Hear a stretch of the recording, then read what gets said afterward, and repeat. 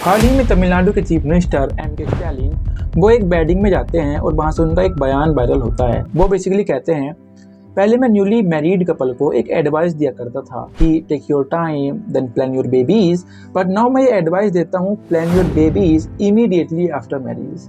And ये जो पूरा बयान है ये बेसिकली लिंक किया जा रहा है जो डीलिमिटेशन एक्सरसाइज है। And believe me, delimitation is the biggest issue right now in the north versus south issue. Delimitation is nothing but adjustment of Lok Sabha seat as per the population. And ये एक आज बहुत बड़ा इशू बनता जा रहा है जो नॉर्थ वर्सेस साउथ का कॉन्फ्लिक्ट हमको देखने को मिलता है। लेकिन डीलिमिटेशन के साथ साथ एक और इशू यहाँ पर है, दैट इज द लैंग्वेज। सो आज की इस वीडियो में हम समझेंगे कि आखिरकार डीलिमिटेशन जो कि एक कॉन्स्टिट्यूशनली मैंडेटेड एक्सरसाइज है वो आखिरकार क्यों एक इशू है एंड लैंग्वेज के पीछे क्या इशू है। So let's start.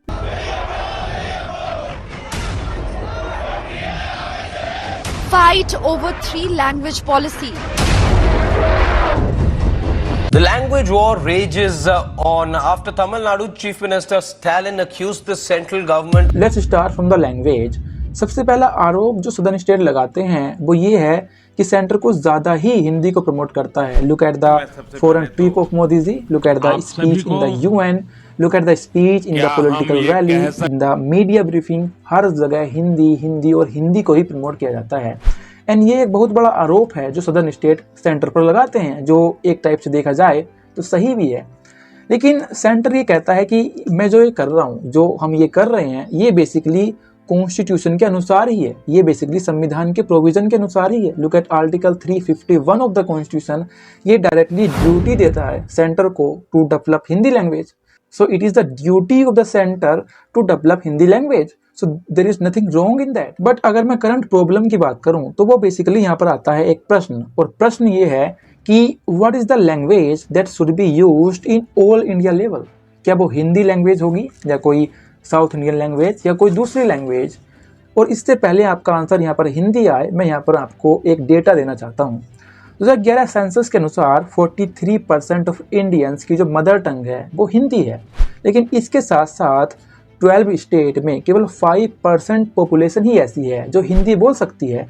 और यही एक इशू बनता है कि हिंदी क्या ऑल इंडिया लैंग्वेज होगी, क्योंकि 43% ऑफ इंडियंस हिंदी बोलते हैं, लेकिन इसके साथ साथ 12 स्टेट में केवल 5% पॉपुलेशन ही हिंदी बोलती है। That is the issue. और इसी इशू को सोल्व करने के लिए 1948 में एक कमीशन का गठन किया जाता है, that is university education commission 1948, जिसको हेड करते हैं डॉक्टर S राधाकृष्णन। वो बेसिकली किसी निष्कर्ष पर तो नहीं पहुंचते, पर वे फेवर करते हैं एक हिंदुस्तानी लैंग्वेज को, Hindustani language as the federal language, as the all India language. But as I said, वे किसी निष्कर्ष पर नहीं पहुंचते और ये जो इशू है ये बेसिकली चलता जाता है। एंड 1968 में एक और कमीशन हमको देखने को मिलता है, that is Kothari commission.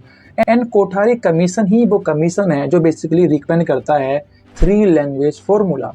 Three language formula basically mean कि कोई भी रीजनल लैंग्वेज, एक इंग्लिश लैंग्वेज एंड एक मॉडर्न इंडियन लैंग्वेज। बेसिकली अगर आप हिंदी बेल्ट में हैं तो प्रीफरेंस दी जाएगी साउथ इंडियन लैंग्वेज को, और अगर आप साउथ इंडिया में हैं तो जो प्रीफरेंस होगी वो दी जाएगी एक नॉर्थ इंडियन लैंग्वेज को। एंड ये होगा three language formula, that is regional language English, and अगर आप हिंदी बेल्ट में हैं तो साउथ इंडियन लैंग्वेज, और अगर आप साउथ इंडिया में हैं तो एक north Indian language. That is three language formula given by Kothari commission. And यही वो थ्री लैंग्वेज फॉर्मूला है जो न्यू एजुकेशन पॉलिसी 2020 में हमको देखने को मिलता है। लेकिन यहाँ पर एक फंडामेंटल डिफरेंस है। डिफरेंस ये है कि जो थ्री लैंग्वेज फॉर्मूला हमको न्यू एजुकेशन पॉलिसी में देखने को मिलता है वो बेसिकली बहुत ज़्यादा फ्लेक्सिबल है।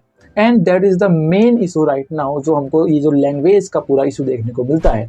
बेसिकली थ्री लैंग्वेज फॉर्मूला में जो प्रीफरेंस दी जा रही थी वो हिंदी बेल्ट में थी south Indian language, and south India में थी कोई भी नॉर्थ इंडियन लैंग्वेज। लेकिन जो न्यू एजुकेशन पॉलिसी में है उसमें जो थर्ड लैंग्वेज है वो बेसिकली है choice of the state, choice of the region and choice of the student. यानी कि लेट्स से कि हिंदी बेल्ट में जो थर्ड लैंग्वेज है वो अब साउथ इंडियन लैंग्वेज ना होकर संस्कृत भी हो सकती है, राइट। तो ये जो फ्लेक्सिबिलिटी है यही बेसिकली जो इशू है वो आज हमको देखने को मिलता है। And same with south India. अब साउथ इंडिया में जो प्रीफरेंस हमको दी जा रही थी नॉर्थ इंडियन लैंग्वेज को वो अब वहाँ पर भी नहीं है। दैट इज अब लेट्स से तमिलनाडु में हो सकता है Tamil language, ancient Tamil and English language.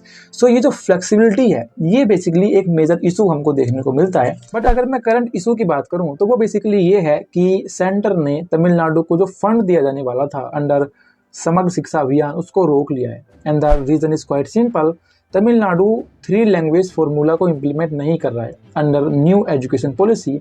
So ये एक इशू यहाँ पर बना हुआ है। बट इसका सॉल्यूशन आई थिंक काफ़ी इजी है। लाइक जैसे नॉर्थ इंडियन स्टेट ने संस्कृत को उनकी 3rd लैंग्वेज चुना है, तमिलनाडु यहाँ पर एंशिएंट तमिल को अपनी 3rd लैंग्वेज चुन सकता है, ना कि हिंदी को, बिकॉज ये जो फ्लेक्सिबल सिस्टम है ये न्यू एजुकेशन पॉलिसी में ही दिया हुआ है। But that is not an long term solution. Well, अगर हम अपने दूसरे टॉपिक पर जाएं, that is delimitation. Basically delimitation is nothing but adjustment of Lok Sabha seat as per the population.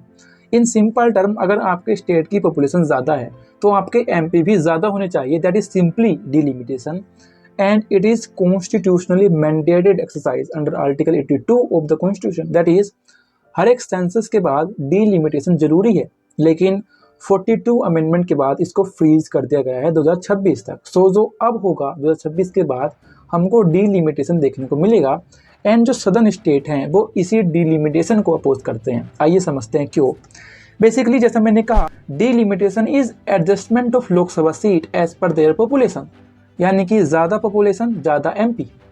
But southern state का ये कहना है कि जो सदर्न स्टेट हैं उन्होंने उनकी फैमिली प्लानिंग को, उन्होंने जो पॉपुलेशन कंट्रोल है उसको बहुत अच्छे से इम्प्लीमेंट किया। जो पॉलिसीज़ हैं जो लिमिट करती हैं पॉपुलेशन को, उनको बहुत अच्छे से इम्प्लीमेंट किया, अपनी पॉपुलेशन को कंट्रोल में रखा।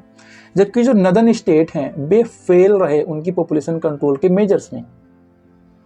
सो the failure state are getting prize, failure state are getting more MP. क्यों? क्योंकि वे फेल रहे उनकी पॉपुलेशन को कंट्रोल करने में। Failure state are getting prize and जो सक्सेसफुल स्टेट हैं they are losing. And that is the issue जो हमको यहाँ पर डीलिमिटेशन में देखने को मिलता है। जैसे 1977 के लोकसभा चुनाव में हर एक एमपी लगभग 10 लाख पॉपुलेशन को रिप्रेजेंट करता है एंड अकॉर्डिंगली स्टेट को उनकी सीटें मिलती हैं। जैसे अगर यूपी में हर एक एमपी को 10 लाख की पॉपुलेशन को रिप्रेजेंट करना है 1977 में, तो टोटल सीटें 85 होनी चाहिए। एंड अकॉर्डिंगली तमिलनाडु को 39 सीटें मिलती हैं और केरला को 19 सीटें वहाँ पर मिलती हैं।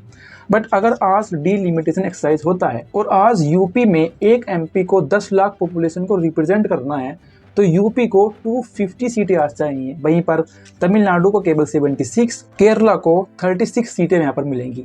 सो लुक एट द यूपी को यहाँ पर 250 सीटें मिल रही हैं from 85 seat. And that is the whole issue, और इसी को ही ऑब्जेक्ट करते हैं सदर्न स्टेट। आपको इसके बारे में क्या लगता है? Tell me in the comment.